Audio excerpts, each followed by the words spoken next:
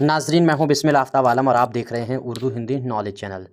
आइए, जो सिलसिला चल रहा था उसी में आगे बात करते हैं। और मैंने यहाँ तक कल शायद कर लिया था। हाँ, ये हो गया था उर्दू हिंदी का बाहमी रिश्ता। इसके आगे बात करते हैं। ये देखिए, बहुत सारे नोट्स हैं जो मैंने आपको सेंड कर दिए हैं। वहीं से मैं किसी भी टॉपिक पर बात कर लेता हूँ जो जीआईसी के मेंस में शामिल है। तो चलिए इस पर बात कर लेते हैं। उर्दू अदब की हर इसलाफ के लिए अलीगढ़ तहरीक की अहमियत। अलीगढ़ तहरीक हामिल है और इस कॉल की वजाहत कीजिए। कुल मिलाकर के अलीगढ़ की अदबी खदमात पर आपको बात करना है। चलिए हम लोग बात करेंगे। देखिए, आपके पास जो नोट्स उर्दू के हैं उनका ही इस्तेमाल आप कर सकते हैं और वो आपके पास पहले ही पहुंच चुके हैं। और 120 टॉपिक जो हो गए थे, अब मैंने 130 टॉपिक पूरे कर दिए हैं। इनको तैयार कर डालिए। इनका ये सारे जो है वो नोट्स ही हैं। इस तरीके से हेडिंग डाल करके जो पूछा जाता है उसको तैयार कीजिएगा। जो नंबर दिखता है स्क्रीन पर 63 86 492 279, इस पर कॉन्टैक्ट कर सकते हैं। आपका कोई मशवरा हो ले सकते हैं, कोई मशवरा हो दे सकते हैं। उर्दू हो मतलब या फिर जो है वो हिंदी हो, दोनों के नोट्स आप लोगों के पहले से ही पास हैं, उन्हीं का इस्तेमाल करते रहिए। तो हिंदी बहुत इंपॉर्टेंट है, हिंदी को ज़रूर तैयार कीजिएगा।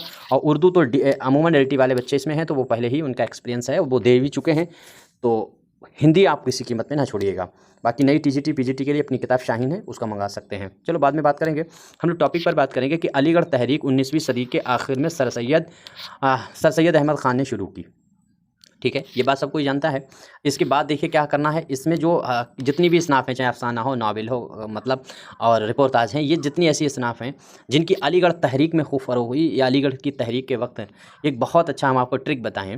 इस तरीके का अगर सवाल आ जाए तो जैसे अलीगढ़ तहरीक आपको मालूम है कि 1857 के बाद से शुरू हुई है। ठीक है, 1857 के बाद शुरू हुई है और मान के चलो 1900 तक ये तहरीक रही है।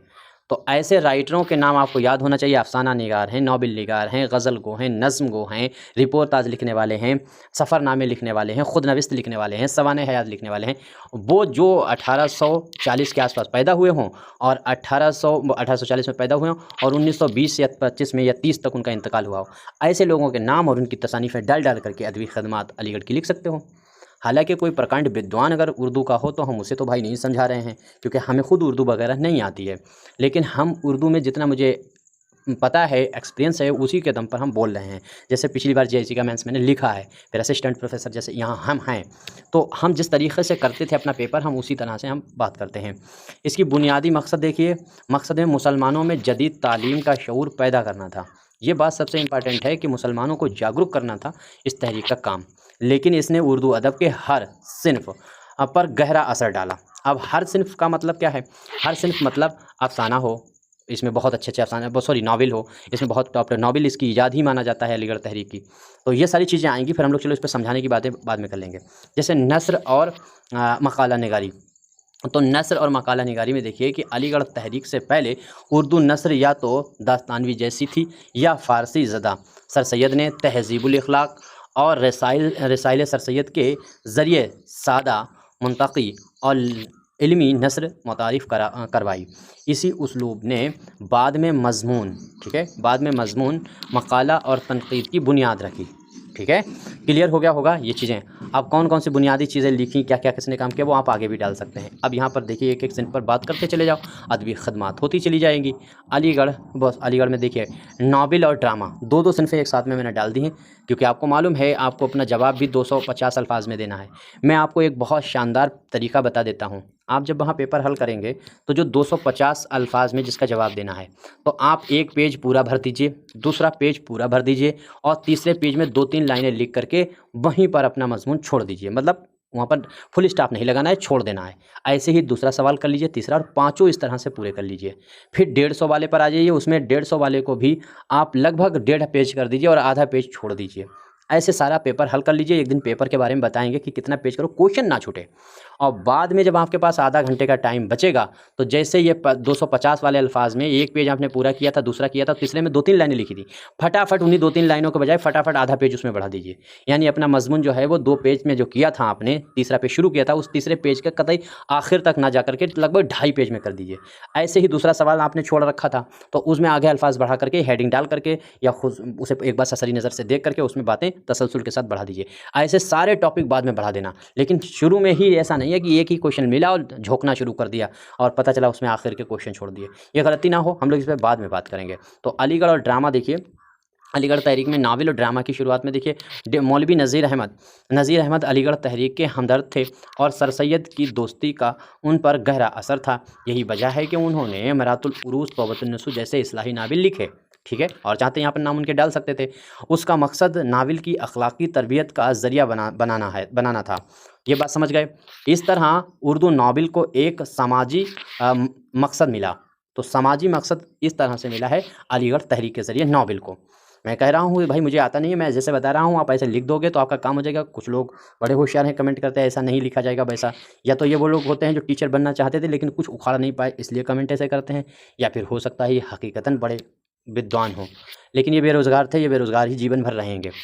आगे देखिए हाली ने मुक़दमा शेर व शायरी, अब यहाँ पर शायरी में आ जाइए तो मुक़दमा शेर व शायरी लिखी और मुसद्दस हाली के ज़रिए शायरी को वाइज़ नसीहत और कौमी बेदारी का हथियार बनाया।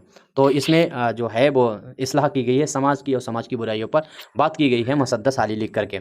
अब शायरी जज्बाती से निकलकर कौम के मसाइल पर आने लगी। इंसान की हकीकी ज़िंदगी की अक्कासी अलीगढ़ तहरीक से जुड़े हुए हर शायर की नज़्म में देखी जा सकती है।